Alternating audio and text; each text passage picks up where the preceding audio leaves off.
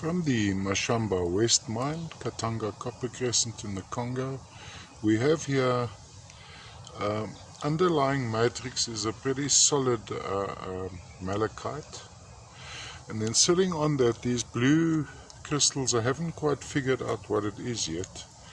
Perhaps some shatukite or some chrysocolla. Please look at my description. Now some of these are a little bit loose on the matrix. There we go. So be careful when unpacking. There we have the head of the primary malachite. Some would say that we're talking about malachite after cuprite.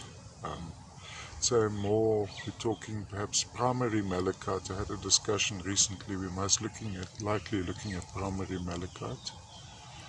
Little needles in between. Now I've found that in some of these sections, on some of the Mashamba West material, I find fine needles of brochentite. So please look at my description should I find some, and then I'd be talking about those little needles you see inside there.